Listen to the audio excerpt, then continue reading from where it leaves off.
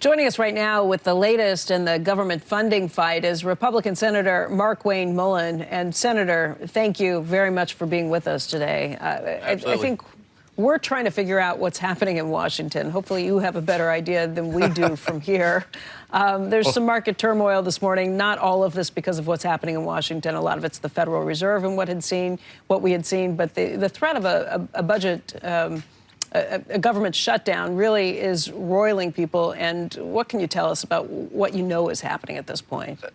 Well, Becky, trying to figure out where Congress is going all the time is difficult. One thing you can guarantee is we will always wait till the last minute to get anything done. I think we're probably going to avoid a government shutdown, mainly because we're pushed up against Christmas here. There's a chance today a clean CR, a short-term clean CR. It may be for 2-3 weeks. That'll get pushed out from one of the chambers. That's probably the closest path forward. That was something that was discussed, late last night, even some discussions this morning. I'm not going to say that's going to happen, but that's really the option that's on the table. Other than that, there's a couple other options. There's an option that was proposed that I was working on weeks ago with President Trump and with some Senate Democrat colleagues, taking the 10 appropriation bills that are left now that, we're not Homeland hasn't been reported out of committee. NDA has been passed. We got the other 10 appropriation bills that was passed out of committee by unanimous support and has been reported to the floor since July, and Schumer has literally refused to move them.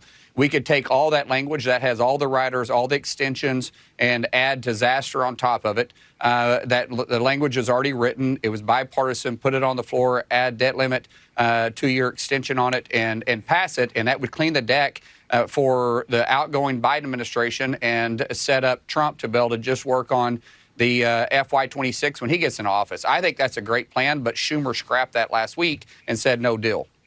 Yeah, it's just so confusing what has happened. We thought that you all had a bipartisan deal that was going to get worked out. It turned out that Elon Musk didn't want that to happen because of the issues they're trying to do with government efficiency and really stopping spending. And then there were 38 Republicans in the House who voted against what President Trump had supported yesterday. I think we're all just trying to figure out what works and what doesn't. And I understand that you were talking with President-elect Trump last week about a plan, but that plan doesn't sound like it would now pass muster because the Democrats, you're going to have trouble getting support from Democrats at this point, too. And I don't know if the Republicans in the House, even if can find a way that they'll have something that all Republicans would vote for.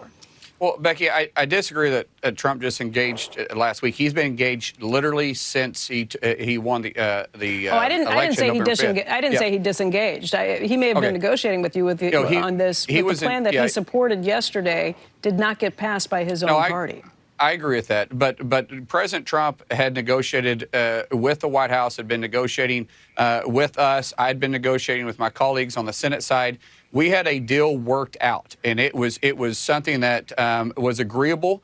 Schumer's the one that backed out to begin with it. So to say that Elon weighed in on it just surprised everybody. That's not accurate. Everybody was upset. Okay, so you have a different plan that was working its way through the Senate versus the one that was working its way through the House. Okay, it had worked its way, and then some changes had to be made because Schumer pulled away from it.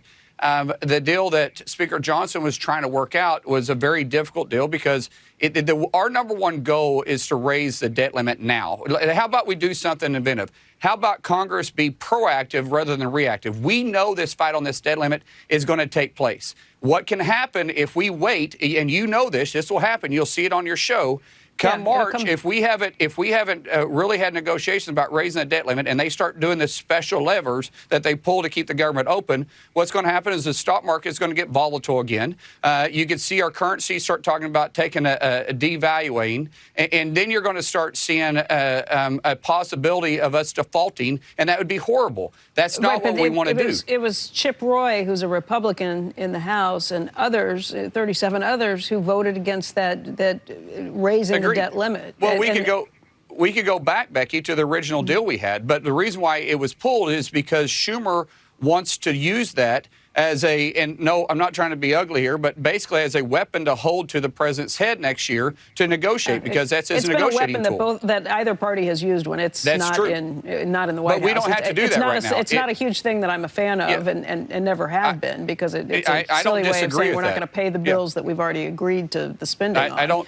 I don't disagree with that, Becky, at all, but it shouldn't be used to hold the economy hostage, and that is what Schumer is trying to do, is hold the economy hostage. Why wouldn't we just agree with this? It's what's best. Not to mention President Trump, the reason why he wants this so bad is because President Trump ran on the fact that he wants to get the economy started again. We're in this situation, once again, is because the Biden administration spent too much. They had a lagging economy, and the GDP wasn't able to keep up their spending. So the issue we're in is it's because the bad policies that the Biden administration put us here. So now that they got us here, how about we negotiate out and get this thing behind us, and we can actually start and get this economy going back again. Getting the debt limit cleared would be the perfect opportunity to do it. And I don't understand, other than the fact that Schumer wants to hold this as a negotiating tool or as a weapon to the president's head in his next administration. That's not good. That's not good for our economy. That's not good for American people. That's putting party before politics. Senator, obviously there's going to be a big blame game about whatever happens.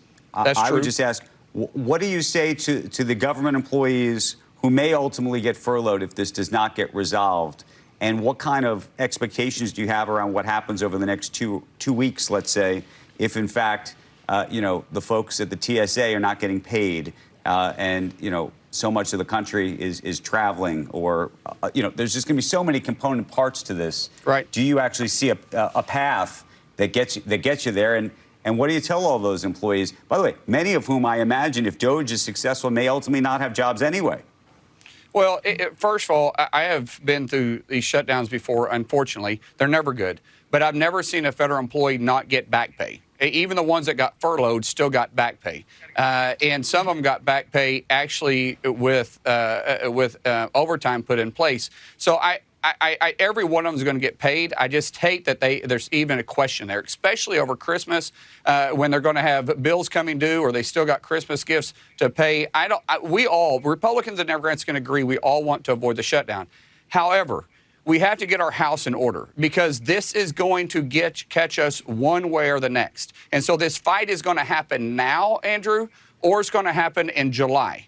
I'm one of these guys that if I'm going to get in a fight, let's just get it over with so we can move on. Why wait when you see it coming anyways? And we see this fight happening. So let's finish it. Holidays. Well, yeah, and I know that we have colleagues who want to go home. I promise you, we have federal employees that probably want to go home that works up here on Capitol Hill.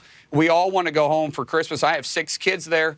I want to go home too. But let's do this. But you'd rather have the fight now and get it done. 100%. Let me tell you very quickly, Senator, The Hill is just reporting that Speaker Mike Johnson in the House is saying that Republicans have arrived at a plan C to avert a shutdown, and the House will vote on Friday morning on the legislation. Are you aware of this? Do you know what the details are? I do that. Yeah, that's kind of what I alluded to before when I first came on the show. I mean, when we first started talking when I came on. I believe there's a path forward here. I don't want to release the details. That's the Speaker's office. We are obviously in conversation. I found myself in a very fortunate position to be able to have good relationships on the House and the Senate and with the President, elect President Trump. So these conversations we've been privy to, and I do think there's a path forward to avoid it for a set amount of weeks moving forward. You think that is something that will require both Republican and Democratic votes? It will. It will. It'll require both of us to work together, and I believe you're going to have enough Republicans and Democrats to support it. If the Democrats don't support this deal, I don't know what to say. They're going to own the shutdown. I'm guessing this is something that basically just kicks the can down the road a couple of weeks. Of course. Yes. Yeah. So a couple of weeks and we'll be back with the same deal. We'll have the fight again in January. Okay. Senator Mullin, thank you for your time today. We appreciate it. Thank you, Becky. We wish you a lot of luck, sir. Good luck. Merry Christmas, guys. Happy holidays. Merry Christmas.